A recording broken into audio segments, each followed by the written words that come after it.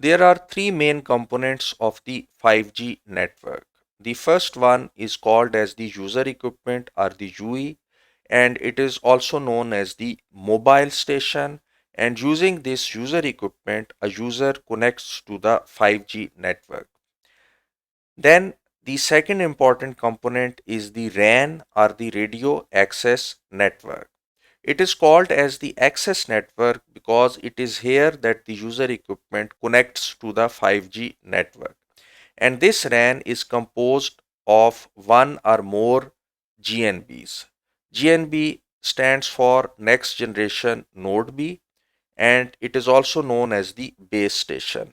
And it is precisely here that the user equipment connects to a GNB over the wireless channel. And this GNB is also involved in the radio resource management. Now, what is meant by the radio resource management? Normally, in a network, you have more than one user equipments.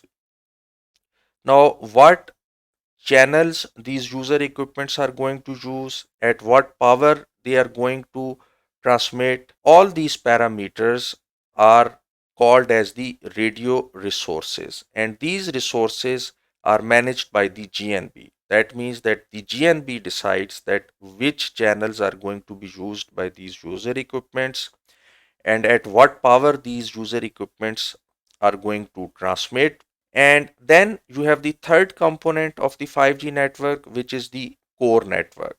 For example, this user equipment wants to connect to an external network, and this external network is a public switch telephony network. And this user equipment connects to this telephone. In that case, the user data and the user signaling passes through the core network, and it is switched and routed by the 5G core network.